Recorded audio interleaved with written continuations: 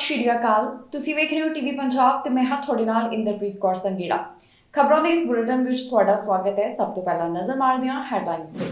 ਨਵੇਂ ਟੀਆਰ2 PR programme ਬਾਰੇ ਐਲਾਨ। ਕੈਨੇਡਾ ਵਿੱਚ ਵੱਧ ਲੋਕ ਹੋ ਸਕਣਗੇ ਪੀਆਰ। ਪੁਲਿਸ ਨੇ ਗਲਤੀ ਨਾਲ 2 ਸਿੱਖ ਕੀਤੇ ਗਿਰਫਤਾਰ। ਪੁਲਿਸ ਨੇ ਬਾਅਦ ਵਿੱਚ ਮੰਗੀ ਮੁਆਫੀ। ਜਸਟਿਨ ਟਰੂਡੋ ਨੂੰ ਦੂਸਰੀ ਵਾਰ ਹੋਇਆ ਕਰੋਨਾ। ਟਰੂਡੋ ਨੇ ਕੀਤਾ ਖੁਦ ਨੂੰ ਇਕਾਂਤਵਾਸ। ਕਰੋਨਾ ਅਲਰਟ ਐਪ ਹੋਵੇਗਾ ਬੰਦ। ਸੂਤਰਾਂ ਦੇ ਹਵਾਲੇ ਤੋਂ ਆਈ ਜਾਣਕਾਰੀ। ਕੈਨੇਡਾ ਵਾਸੀ ਘਰ ਵੇਚਣ ਵਾਸਤੇ ਮਜਬੂਰ। ਵਿਆਜ ਦਰਾਂ ਵਿੱਚ ਵਾਧੇ ਨਾਲ ਹੋਏ ਪਰੇਸ਼ਾਨ। ਇਮੀਗ੍ਰੇਸ਼ਨ ਮੰਤਰੀ ਵੱਲੋਂ ਟੀਆਰ2 ਪੀਆਰ ਪ੍ਰੋਗਰਾਮ ਸੰਬੰਧੀ ਇੱਕ ਵੱਡਾ ਐਲਾਨ ਕੀਤਾ ਗਿਆ। ਇਮੀਗ੍ਰੇਸ਼ਨ ਮੰਤਰੀ ਕਹਿੰਦੇ ਨੇ ਕਿ ਸਰਕਾਰ ਵੱਲੋਂ ਤੇ ਇਮੀਗ੍ਰੇਸ਼ਨ ਵਿਭਾਗ ਵੱਲੋਂ ਹੁਣ ਯੋਜਨਾ ਬਣਾਈ ਜਾ ਰਹੀ ਹੈ ਕਿ ਟੀਆਰ2 ਪੀਆਰ ਸੰਬੰਧੀ ਨਵਾਂ ਪਾਥਵੇ ਲਿਆਂਦਾ ਜਾਵੇ।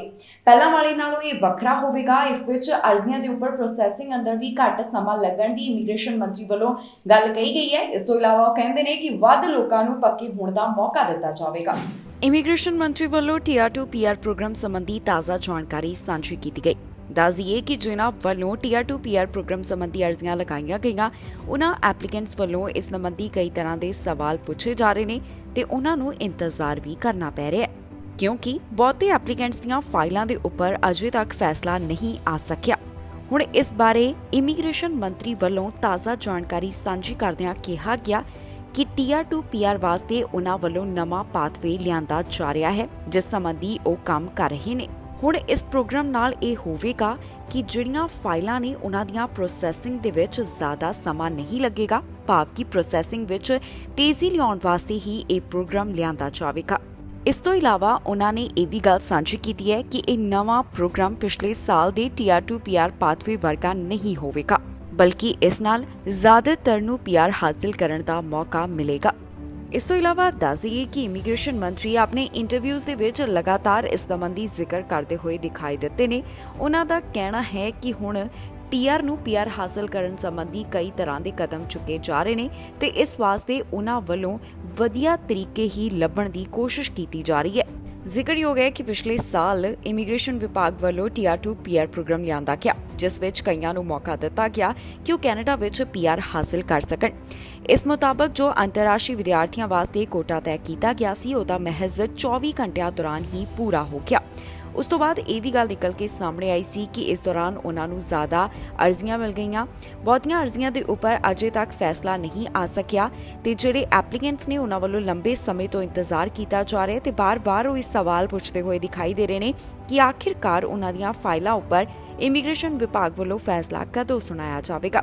ਪਰ ਇਸ ਤੋਂ ਇਲਾਵਾ ਹੁਣ ਇਮੀਗ੍ਰੇਸ਼ਨ ਮੰਤਰੀ ਵੱਲੋਂ ਤਾਜ਼ਾ ਐਲਾਨ ਕਰਦਿਆਂ ਕਹਿ ਦਿੱਤਾ ਗਿਆ ਹੈ ਕਿ ਉਹਨਾਂ ਵੱਲੋਂ ਨਵਾਂ ਪਾਥਵੇ ਲਿਆਂਦਾ ਜਾ ਰਿਹਾ, ਜਿਸ ਨਾਲ ਕਈਆਂ ਨੂੰ ਪੀਆਰ ਹਾਸਲ ਕਰਨ ਦਾ ਮੌਕਾ ਮਿਲੇਗਾ। ਪੁਲਿਸ ਵੱਲੋਂ ਗਲਤੀ ਦੇ ਨਾਲ 2 ਸਿੱਖਾਂ ਨੂੰ ਗ੍ਰਿਫਤਾਰ ਕੀਤਾ ਗਿਆ, ਜਿਸ ਤੋਂ ਬਾਅਦ ਇਹਨਾਂ ਤੋਂ ਮੁਆਫੀ ਵੀ ਮੰਗੀ ਗਈ। ਦਰਅਸਲ ਪਾਰਲੀਮੈਂਟ ਹਿੱਲ ਵਿੱਚ ਜੋ ਬੰਬ ਸੰਬੰਧੀ ਧਮਕੀ ਮਿਲੀ ਸੀ, ਉਸ ਤੋਂ ਬਾਅਦ ਪੁਲਿਸ ਨੇ ਕਾਰਵਾਈ ਕੀਤੀ। ਆਟਵਾ ਪੁਲਿਸ ਵੱਲੋਂ ਗਲਤੀ ਦੇ ਨਾਲ 2 ਸਿੱਖਾਂ ਨੂੰ ਹਿਰਾਸਤ ਵਿੱਚ ਲਿਆ ਗਿਆ, ਜਿਸ ਤੋਂ ਬਾਅਦ ਉਹਨਾਂ ਨੇ ਇਹਨਾਂ ਦੋਹਾਂ ਨੂੰ ਰਿਹਾ ਕਰ ਦਿੱਤਾ। ਪਰ ਇਹ ਦੋਨੋਂ ਵਿਅਕਤੀ ਕਹਿੰਦੇ ਨੇ ਕਿ ਉਹਨਾਂ ਦੇ ਅਕਸ ਨੂੰ ਖਰਾਬ ਕਰਨ ਦੀ ਕੋਸ਼ਿਸ਼ ਕੀਤੀ ਗਈ ਹੈ। ਕੈਨੇਡਾ ਪੁਲਿਸ ਵੱਲੋਂ ਗਲਤੀ ਨਾਲ 2 ਸਿੱਖਾਂ ਨੂੰ ਹਿਰਾਸਤ ਵਿੱਚ ਲਿਆ ਗਿਆ, ਜਿਸ ਤੋਂ ਬਾਅਦ ਇਹ 2 ਸਿੱਖ ਅੱਗੇ ਆਏ ਨੇ ਤੇ ਉਹਨਾਂ ਦਾ ਕਹਿਣਾ ਹੈ ਕਿ ਅਕਸ ਖਰਾਬ ਕਰਨ ਦੀ ਕੋਸ਼ਿਸ਼ ਕੀਤੀ ਗਈ ਹੈ।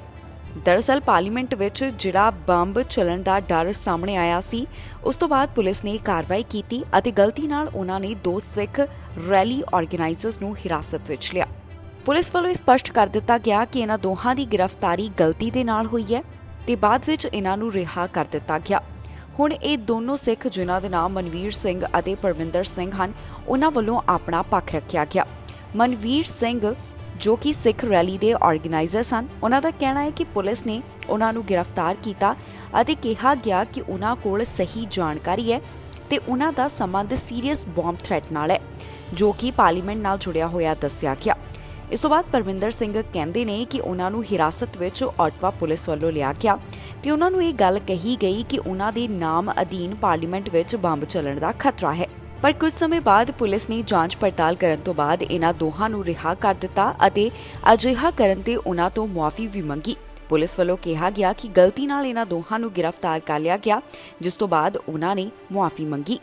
ਹੁਣ ਇਹਨਾਂ ਦੋਹਾਂ ਵਿਅਕਤੀਆਂ ਦਾ ਕਹਿਣਾ ਹੈ ਕਿ ਉਹਨਾਂ ਦੇ ਅਕਸ ਨੂੰ ਖਰਾਬ ਕਰਨ ਦੀ ਕੋਸ਼ਿਸ਼ ਕੀਤੀ ਗਈ ਹੈ, ਕਿਉਂਕਿ ਜਿਸ ਸੰਬੰਧੀ ਪੁਲਿਸ ਨੇ ਗਲਤੀ ਨਾਲ ਉਹਨਾਂ ਨੂੰ ਗ੍ਰਿਫਤਾਰ ਕੀਤਾ ਉਹ ਗਲਤ ਸੀ।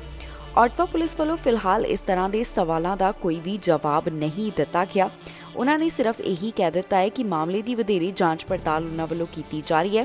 फिलहाल इस संबंध ਵਿੱਚ ਕਿਸੇ ਵੀ ਤਰੀਕੇ ਦੇ ਕਿਸੇ ਉੱਪਰ ਵੀ ਚਾਰजेस नहीं लगाए गए। ਜ਼ਿਕਰਯੋਗ ਹੈ ਕਿ ਪਿਛਲੇ ਦਿਨੀ ਮਾਮਲਾ ਸਾਹਮਣੇ ਆਇਆ ਸੀ ਜਿੱਥੇ ਪਤਾ ਚੱਲਿਆ ਕਿ ਪਾਰਲੀਮੈਂਟ ਵਿੱਚ ਬੰਬ ਥ੍ਰੈਟ ਹੈ, ਜਿਸ ਤੋਂ ਬਾਅਦ ਮੈਂਬਰ ਪਾਰਲੀਮੈਂਟਸ ਨੂੰ ਵੀ ਈਮੇਲ ਰਾਹੀਂ ਸੂਚਿਤ ਕਰ ਦਿੱਤਾ ਗਿਆ।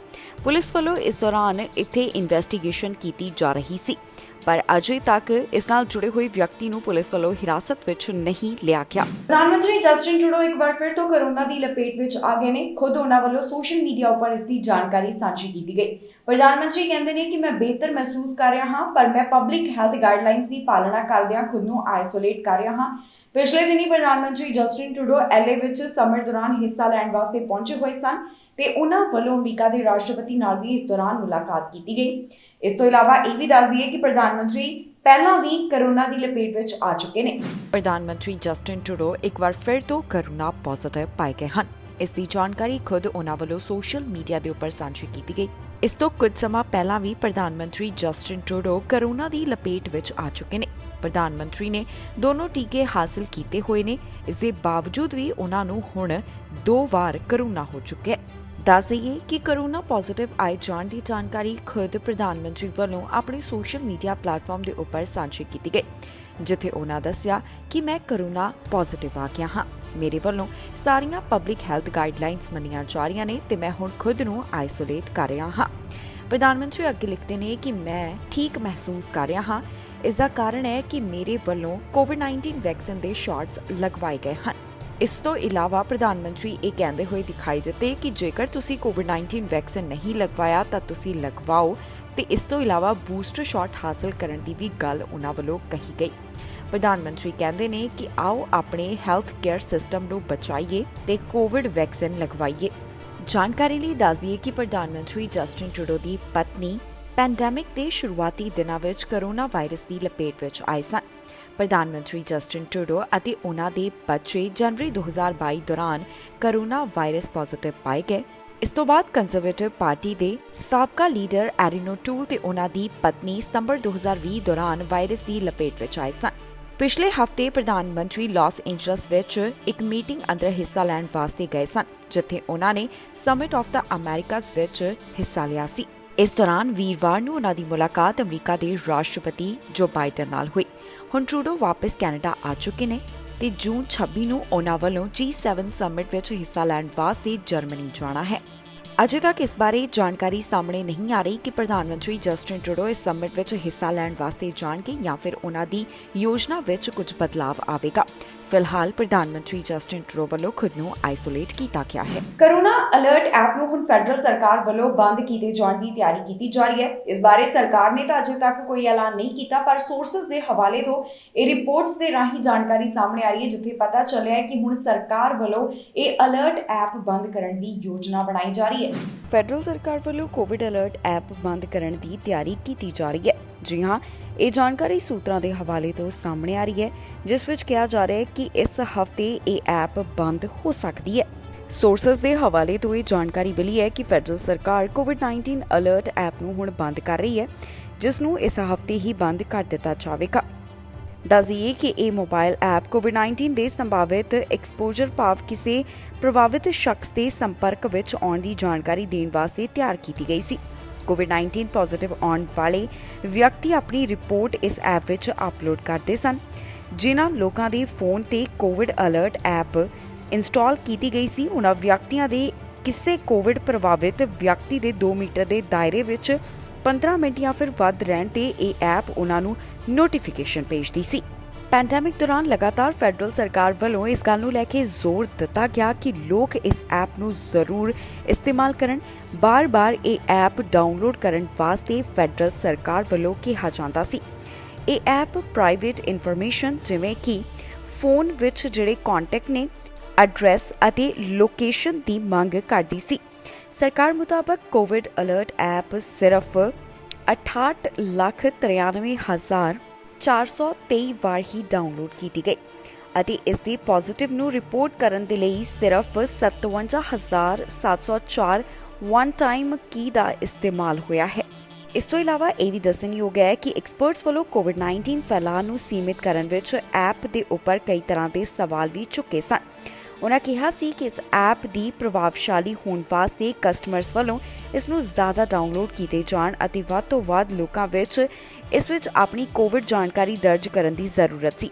वधेरे तेज़ी नाल फैलण वाले ओमिक्रॉन वेरिएंट ने भी इस ऐप दे ट्रैक करन दी योग्यता नूं कमज़ोर कर दिता। ब्रिटिश कोलंबिया, अल्बर्टा, नुनावत अते यूकॉन विच कोविड-19 पॉजिटिव रिपोर्ट करन दे लई इस ऐप दे कस्टमर्स नूं वन टाइम की हासिल करन विच दिक्कत आ रही सी, जिस बारे समय-समय ते जानकारी सामने आई। पर हुण सोर्सेस दा कहना है कि सरकार ਵੱਲੋਂ ਇਹ ऐप बंद करन दी तैयारी कीती जा रही है। इस तो इलावा फैडरल सरकार ਵੱਲੋਂ अजे इस बारे कोई भी ऐलान नहीं किया गया। फैडरल सरकार ਵੱਲੋਂ पिछले दिन ऐलान किया गया कि उन्हां ਵੱਲੋਂ रैंडम टेस्टिंग नूं भी हुण रोकिया जा रहा है। 1 महीने वास्ते इस संबंधी रोक लगाई गई, पर ट्रैवल इंडस्ट्री इस तो अजे खुश नहीं है। उन्हां दा कहना है कि सरकार नूं होर भी कदम चुकण दी जरूरत है ताकि एयरपोर्ट दे उपर हुंदी यात्रियां नूं जिहड़ी परेशानी नजर आ रही है उसनूं खत्म किया जा सके। सरकार ਵੱਲੋਂ जो कोविड-19 टेस्टिंग नूं खत्म करन दा फैसला लिया गया, इस तो बाद भी ट्रैवल इंडस्ट्री खुश नहीं है। ट्रैवल इंडस्ट्री का कहना है कि एयरपोर्ट के उपर हो रहे डिले के कारण सिर्फ टेस्टिंग नूं खत्म करना काफ़ी नहीं। जी हाँ, एयरपोर्ट के उपर जो यात्रियों नूं काफ़ी ज़्यादा देरी का सामना करना पै रहा सी, इसनूं देखदिआं पिछले दिनी फैडरल सरकार वालों ऐलान किया गया कि हुण एयरपोर्ट ते पहुंचण दे उपर तुहाडी रैंडम टेस्टिंग नहीं होवेगी। भाव कि यात्रियों नूं होण वाली रैंडम टेस्टिंग तो सरकार वालों वड्डी राहत दित्ती गई। पर इस दे बारे कैनेडियन एयरपोर्ट कौंसल का कहना है कि अजे सरकार नूं होर भी बहुत कदम चुकण की जरूरत है। इत्थे ये दस दईए कि सरकार वालों जिहड़ा रैंडम टेस्टिंग संबंधी ऐलान किया गया, इस दे उपर फिलहाल 1 महीने दे लई रोक लगाई गई है। अजे भी अनवैक्सीनेटेड यात्रियों के उपर शर्तां जारी रहणगियां। जिहड़ी राहत फैडरल सरकार वालों दित्ती जा रही है वो सिर्फ वैक्सीनेटेड यात्रियों वास्ते है। बाकी हालातां नूं ध्यान विच रखदिआं ही सरकार वालों अगला ऐलान किया जावेगा। दस्सणयोग है कि जिहड़े अनवैक्सीनेटेड यात्री कैनेडा विच आउंदे ने उन्हां नूं अजे भी दाखले दे उपर 14 दिनां वास्ते क्वारंटीन करना जरूरी है। हुण एयरपोर्ट्स वालों लगातार इस गल दे उपर जोर दिता जा रहा है कि अंतरराष्ट्रीय यात्रियों नूं भी देरी का सामना करना पै रहा है। इस बारे समय-समय ते फैडरल सरकार अते ट्रांसपोर्ट मंत्री वालों जानकारी दित्ती गई कि उन्हां वालों लोड़ींदा कदम चुके जा रहे ने। ट्रांसपोर्ट मंत्री वालों नवे स्टाफ की भर्ती की भी गल कही गई। उन्होंने कहा कि सरकार जल्द तो जल्द इस देरी जानी कि यात्रियों नूं होण वाली परेशानी का हल कढ लवेगी। जिक्रयोग है कि अमेरिका वालों तां कोविड-19 संबंधी टेस्टिंग नूं खत्म कर दिता गया। पिछले दिनी US centre for disease control and prevention वालों ऐलान किया गया कि उन्हां वालों हुण यात्रियों वास्ते कोविड-19 टेस्ट नूं खत्म किया जा रहा है, जिसका मतलब है कि जिहड़े भी यात्री अमेरिका विच आउणगे उन्हां दे लई हुण कोरोना नैगेटिव रिपोर्ट दिखाउणी जरूरी नहीं होवेगी। ब्रिटिश कोलंबिया सूबे वालों पीएनपी ड्रॉ का ऐलान किया गया। उन्हां वालों जिहड़े 2 ड्रॉ कड्ढे गए उसकी डिटेल सांझी की गई। इन्हां ड्रॉ दे विच कई उम्मीदवारां नूं इनविटेशन जारी किए गए हैं। ब्रिटिश कोलंबिया सूबे वालों नवे ड्रॉ का ऐलान किया गया, जिस विच कई उम्मीदवारां नूं इनविटेशन जारी होए हैं। जी हाँ, ब्रिटिश कोलंबिया सूबे वालों प्रोविंशियल नॉमिनेशन प्रोग्राम अधीन कई इनविटेशन दिते गए, जिसकी डिटेल सूबे वालों हुण सांझी की गई है। दस्सिया जा रहा है कि British Columbia provincial nomination program जरिए 141 उम्मीदवारां नूं प्रोविंशियल नॉमिनेशन वास्ते अप्लाई करने का मौका दिता गया। इस तो इलावा 31 मई नूं जिहड़ा ड्रॉ कढिया गया सी उस विच 167 के करीब सत्ते ही दिते गए। ब्रिटिश कोलंबिया सूबे वालों उन्हां उम्मीदवारां नूं इनविटेशन दिते जा रहे हैं जिहड़े ब्रिटिश कोलंबिया एक्सप्रैस एंट्री अते स्किल्स इमीग्रेशन कैटेगरीज़ ਦੀਆਂ रिक्वायरमेंट्स नूं पूरा करदे ने। ड्रॉ विच skilled worker, international graduate, entry level and semi skilled सब कैटेगरीज़ अधीन कई उम्मीदवारां नूं सੱਦੇ दिते गए। इस विच इनविटेशन लैण वास्ते उन्हां कोल जरूरी सी कि 60 तो 85 ਦੇ ਵਿਚਕਾਰ ਸਕੋਰਸ ਹੋਣ।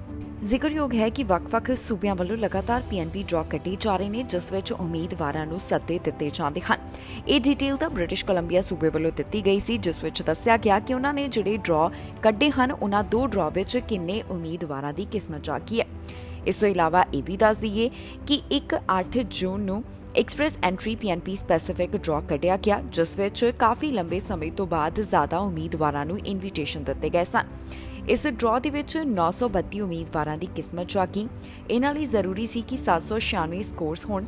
इस तो पहला जिहड़ा वड्डा ड्रॉ कढ़िया गया सी ਉਹ मार्च 2 ਨੂੰ ऐलान किया गया, जिस विच 1000 तो वध पीएनपी कैंडीडेट्स नूं इनविटेशन दिते गए सन।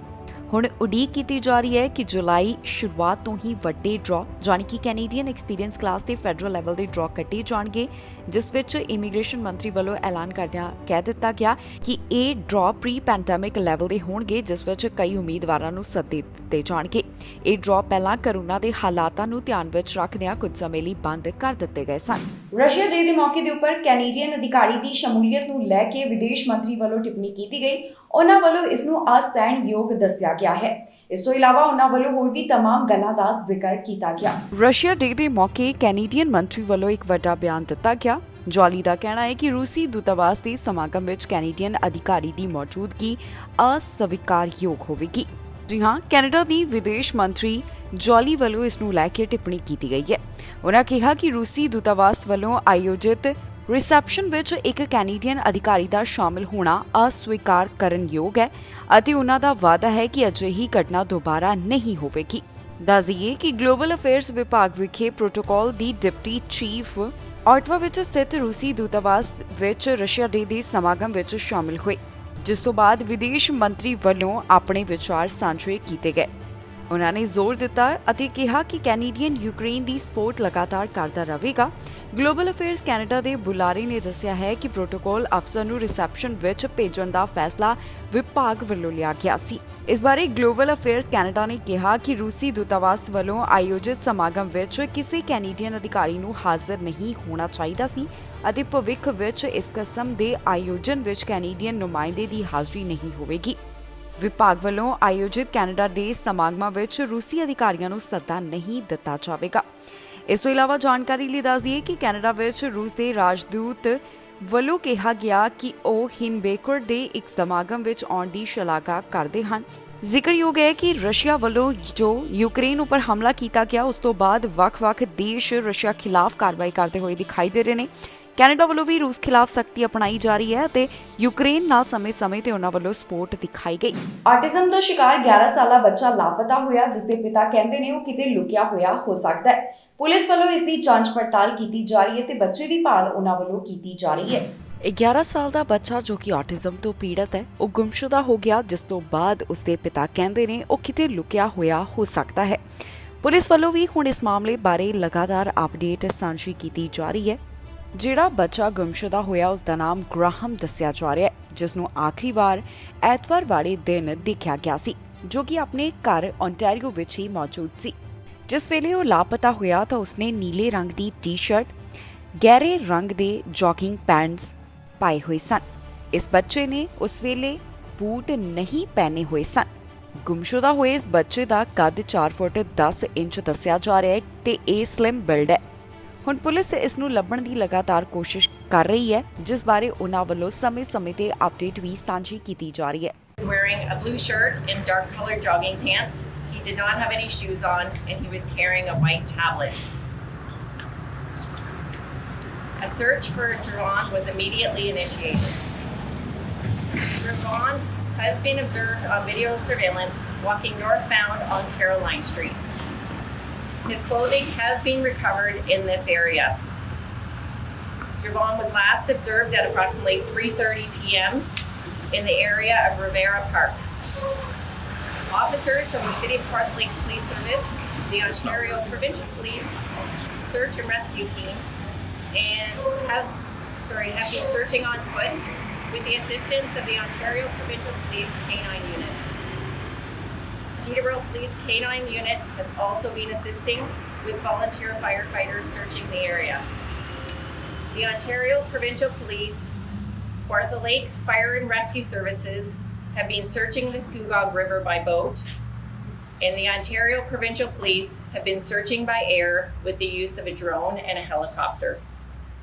Last night, the Ontario Volunteer Emergency Rescue Team from Durham Region joined the search, which went throughout the night. Brampton ਦੇ ਇੱਕ ਸਕੂਲ ਵਿੱਚ ਵਿਅਕਤੀ ਹਥਿਆਰ ਨਾਲ ਦਾਖਲ ਹੋਇਆ। ਪੁਲਿਸ ਨੂੰ ਇਸ ਦੀ ਜਦੋਂ ਰਿਪੋਰਟ ਮਿਲੀ ਤਾਂ ਉਹਨਾਂ ਨੇ ਕਾਰਵਾਈ ਕਰਦਿਆਂ ਸਕੂਲ ਵਿੱਚ ਲਾਕਡਾਊਨ ਲਗਾ ਦਿੱਤਾ। ਇਹ ਲਾਕਡਾਊਨ ਉੱਥੇ ਕਾਫੀ ਘੰਟਿਆਂ ਵਾਸਤੇ ਲੱਗਾ ਰਿਹਾ, ਜਿਸ ਤੋਂ ਬਾਅਦ ਹੁਣ ਇਸ ਨੂੰ ਖਤਮ ਕਰ ਦਿੱਤਾ ਗਿਆ। ਪੁਲਿਸ ਵਿਅਕਤੀ ਦੀ ਭਾਲ ਕਰ ਰਹੀ ਹੈ।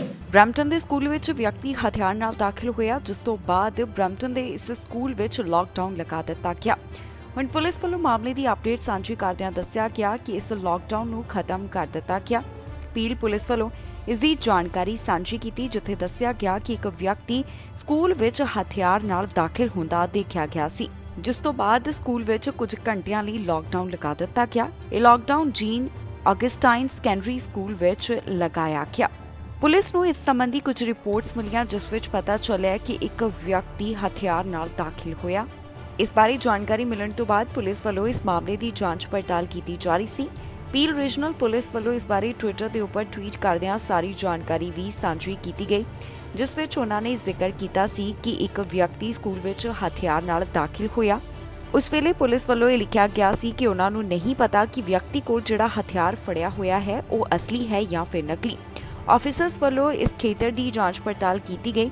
ਚੰਗੀ ਖਬਰ ਰਹੀ ਕਿ ਕਿਸੇ ਦੇ ਵੀ ਜ਼ਖਮੀ ਹੋਣ ਦੀ ਕੋਈ ਜਾਣਕਾਰੀ ਸਾਹਮਣੇ ਨਹੀਂ ਆਈ। ਫਿਲਹਾਲ ਪੁਲਿਸ ਮਾਮਲੇ ਦੀ ਵਧੇਰੇ ਜਾਂਚ ਪੜਤਾਲ ਕਰ ਰਹੀ ਹੈ ਤੇ ਉਹਨਾਂ ਵੱਲੋਂ ਇਹ ਪਤਾ ਲਗਾਉਣ ਦੀ ਕੋਸ਼ਿਸ਼ ਕੀਤੀ ਜਾ ਰਹੀ ਹੈ ਕਿ ਜੋ ਵਿਅਕਤੀ ਹਥਿਆਰ ਲੈ ਕੇ ਦਾਖਲ ਹੋਇਆ ਉਸ ਕੋਲ ਅਸਲੀ ਹਥਿਆਰ ਸੀ ਜਾਂ ਫਿਰ ਨਕਲੀ। 4 ਵਿੱਚੋਂ ਇੱਕ ਘਰ ਦੇ ਮਾਲਕ ਕਹਿ ਰਹੇ ਨੇ ਕਿ ਉਹ ਆਪਣਾ ਘਰ ਵੇਚ ਦੇਣਗੇ। ਅਜਿਹਾ ਮਾਰਗੇਜ ਰੇਟਾਂ ਵਿੱਚ ਤੇ ਇੰਟਰਸਟ ਰੇਟ ਵਿੱਚ ਜਿਹੜਾ ਵਾਧਾ ਹੋ ਰਿਹਾ ਹੈ, ਇਸ ਨੂੰ ਧਿਆਨ ਵਿੱਚ ਰੱਖਦਿਆਂ ਦੇਖਣ ਨੂੰ ਮਿਲ ਰਿਹਾ ਹੈ। ਦਰਅਸਲ ਇੱਕ ਸਰਵੇ ਕਰਵਾਇਆ ਗਿਆ, ਜਿਸ ਵਿੱਚ 4 ਚੋਂ 1 ਹੋਮ ਓਨਰਸ ਦਾ ਕਹਿਣਾ ਹੈ ਕਿ ਉਹਨਾਂ ਵੱਲੋਂ ਆਪਣੇ ਘਰ ਵੇਚ ਦਿੱਤੇ ਜਾਣਗੇ। ਲਗਾਤਾਰ ਇੰਟਰਸਟ ਰੇਟ ਅਤੇ ਮਾਰਗੇਜ ਪੇਮੈਂਟ ਦੇ ਵਿੱਚ ਜਿਹੜਾ ਵਾਧਾ ਹੋ ਰਿਹਾ ਹੈ, ਉਸ ਤੋਂ ਬਾਅਦ ਹੀ ਇਹ ਇੱਕ ਸਰਵੇ ਕਰਵਾਇਆ ਗਿਆ, ਜਿਸ ਵਿੱਚ ਕਈ ਕਹਿੰਦੇ ਨੇ ਕਿ ਉਹ ਆਪਣਾ ਘਰ ਵੇਚ ਦੇਣਗੇ। ਇਹ ਆਨਲਾਈਨ ਸਰਵੇ 14 ਅਪ੍ਰੈਲ ਤੋਂ 20 ਅਪ੍ਰੈਲ ਦੇ ਵਿਚਕਾਰ ਕਰਵਾਇਆ ਗਿਆ, ਜਿਸ ਵਿੱਚ ਕਈ ਹੋਮ ਓਨਰਸ ਵੱਲੋਂ ਆਪਣੇ ਵਿਚਾਰ ਸਾਂਝੇ ਕੀਤੇ ਗਏ। 18% ਹੋਮ ਓਨਰਸ ਦਾ ਕਹਿਣਾ ਹੈ ਕਿ ਉਹ ਇਸ ਸਟੇਜ ਦੇ ਉੱਪਰ ਆ ਗਏ ਨੇ ਕਿ ਉਹ ਆਪਣਾ ਘਰ ਅਫੋਰਡ ਨਹੀਂ ਕਰ ਸਕਦੇ। 4 ਵਿੱਚੋਂ 1 ਦਾ ਕਹਿਣਾ ਹੈ ਕਿ ਉਹ ਆਪਣਾ ਘਰ ਵੇਚਣ ਲਈ ਮਜਬੂਰ ਹੋ ਰਹੇ ਨੇ। ਬੈਂਕ ਆਫ ਕੈਨੇਡਾ ਵੱਲੋਂ ਲਗਾਤਾਰ ਆਪਣੇ ਇੰਟਰਸਟ ਰੇਟ ਵਿੱਚ ਵਾਧੇ ਦਾ ਐਲਾਨ ਕੀਤਾ ਜਾ ਰਿਹਾ ਹੈ। ਹਾਲ ਹੀ 'ਚ 2 ਜੂਨ ਨੂੰ ਜਿਹੜਾ ਐਲਾਨ ਕੀਤਾ ਗਿਆ, ਉਸ ਤੋਂ ਬਾਅਦ ਇੰਟਰਸਟ ਰੇਟ 1.5% ਕਰ ਦਿੱਤਾ ਗਿਆ। ਇਸ ਤੋਂ ਇਲਾਵਾ ਸਰਵੇ 'ਚੋਂ ਇਹ ਵੀ ਗੱਲ ਨਿਕਲ ਕੇ ਸਾਹਮਣੇ ਆਈ ਹੈ ਕਿ 5 ਕੈਨੇਡੀਅਨਸ ਵਿੱਚੋਂ 1 ਦਾ ਕਹਿਣਾ ਹੈ ਕਿ ਉਹਨਾਂ ਉੱਪਰ ਵੱਧ ਰਹੇ ਇੰਟਰਸਟ ਰੇਟ ਦਾ ਕਾਫੀ ਬੁਰਾ ਅਸਰ ਪੈ ਰਿਹਾ ਹੈ। ਇੱਥੇ ਦੱਸਣਯੋਗ ਹੈ ਕਿ ਪਿਛਲੇ ਦਿਨੀ ਬੈਂਕ ਆਫ ਕੈਨੇਡਾ ਵੱਲੋਂ ਐਲਾਨ ਕੀਤਾ ਗਿਆ ਕਿ ਅਗਲੇ 5 ਸਾਲਾਂ ਵਿੱਚ ਮਾਰਗੇਜ ਰੇਟ ਅੰਦਰ 30% ਤੱਕ ਦਾ ਵਾਧਾ ਹੋ ਸਕਦਾ ਹੈ, ਜਿਸ ਮੁਤਾਬਕ 2020 ਜਾਂ 2021 ਦੌਰਾਨ ਘਰ ਲੈਣ ਵਾਲੇ ਮਾਰਗੇਜ ਰੀਨਿਊ ਕਰਵਾਉਣ ਵੇਲੇ ਵੱਧ ਵਿਆਜ ਦੇਣ ਵਾਸਤੇ ਤਿਆਰ ਹੋ ਜਾਣ। ਇਹ ਐਲਾਨ ਬੈਂਕ ਆਫ ਕੈਨੇਡਾ ਨੇ ਆਪਣੇ ਫਾਈਨੈਂਸ਼ੀਅਲ ਸਿਸਟਮ ਰਿਵਿਊ ਵਿੱਚ ਕੀਤਾ ਸੀ, ਜਿੱਥੇ ਉਹਨਾਂ ਨੇ ਕਿਹਾ ਕਿ ਵਿੱਤੀ ਪ੍ਰਣਾਲੀ ਨੂੰ ਮਜ਼ਬੂਤ ਕਰਨ ਵਾਸਤੇ ਅਜਿਹਾ ਕੀਤਾ ਜਾ ਸਕਦਾ ਹੈ, ਕਿਉਂਕਿ ਉਹਨਾਂ ਵੱਲੋਂ ਲਗਾਤਾਰ ਕੋਸ਼ਿਸ਼ ਕੀਤੀ ਜਾ ਰਹੀ ਹੈ ਕਿ ਅਰਥਚਾਰੇ ਨੂੰ ਮੁੜ ਤੋਂ ਲੀਹਾਂ ਦੇ ਉੱਪਰ ਲੈ ਕੇ ਆਇਆ ਜਾਵੇ। ਦੱਸ ਦਈਏ, ਤਕਰੀਬਨ 2/3 ਕੈਨੇਡੀਅਨਸ ਅਜਿਹੇ ਹਨ ਜਿਨ੍ਹਾਂ ਦੇ ਕੋਲ ਆਪਣਾ ਘਰ ਹੈ। ਇਹਨਾਂ ਵਿੱਚੋਂ ਅੱਧੇ ਆਪਣੇ ਘਰ ਦੀ ਪੂਰੀ ਅਦਾਇਗੀ ਕਰ ਚੁੱਕੇ ਨੇ, ਪਰ ਬਾਕੀਆਂ ਦੇ ਘਰਾਂ ਦੇ ਨਾਲ ਮਾਰਗੇਜ ਸੰਬੰਧਿਤ ਕਰਜ਼ਾ ਜੁੜਿਆ ਹੋਇਆ ਹੈ, ਜੋ ਕਿ ਹੁਣ ਆਪਣੀ ਪਰੇਸ਼ਾਨੀ ਦੱਸਦੇ ਹੋਏ ਦਿਖਾਈ ਦੇ ਰਹੇ ਨੇ। ਇਸ ਦੇ ਨਾਲ ਹੀ ਜਾਂਦੇ ਇੱਕ ਵਾਰ ਫਿਰ ਤੋਂ ਨਜ਼ਰ ਮਾਰਦੇ ਹਾਂ ਹੈਡਲਾਈਨਸ ਤੇ। ਨਵੇਂ TR2 PR ਪ੍ਰੋਗਰਾਮ ਬਾਰੇ ਐਲਾਨ, ਕੈਨੇਡਾ ਵਿੱਚ ਵੱਧ ਲੋਕ ਹੋ ਸਕਣਗੇ PR। ਪੁਲਿਸ ਨੇ ਗਲਤੀ ਨਾਲ 2 ਸਿੱਖ ਕੀਤੇ ਗ੍ਰਿਫਤਾਰ, ਪੁਲਿਸ ਨੇ ਬਾਅਦ ਵਿੱਚ ਮੰਗੀ ਮੁਆਫੀ। ਜਸਟਿਨ ਟਰੂਡੋ ਨੂੰ ਦੂਸਰੀ ਵਾਰ ਹੋਇਆ ਕਰੋਨਾ, ਟਰੂਡੋ ਨੇ ਕੀਤਾ ਖੁਦ ਨੂੰ ਇਕਾਂਤਵਾਸ। ਕਰੋਨਾ ਅਲਰਟ ਐਪ ਹੋਵੇਗਾ ਬੰਦ, ਸੂਤਰਾਂ ਦੇ ਹਵਾਲੇ ਤੋਂ ਆਈ ਜਾਣਕਾਰੀ। ਕੈਨੇਡਾ ਵਾਸੀ ਘਰ ਵੇਚਣ ਵਾਸਤੇ ਮਜਬੂਰ, ਵਿਆਜ ਦਰਾਂ ਵਿੱਚ ਵਾਧੇ ਨਾਲ ਹੋਏ ਪਰੇਸ਼ਾਨ। ਖਬਰਾਂ ਦੇ ਇਸ ਬੁਲੇਟਿਨ ਵਿੱਚ ਇਨਾ ਹੀ। ਫਿਲਹਾਲ ਮੈਨੂੰ ਇੰਦਰਪ੍ਰੀਤ ਕੌਰ ਸੰਗੇੜਾ ਨੂੰ ਦਿਓ ਇਜਾਜ਼ਤ ਤੇ ਤੁਸੀਂ ਵੇਖਦੇ ਰਹੋ TV ਪੰਜਾਬ।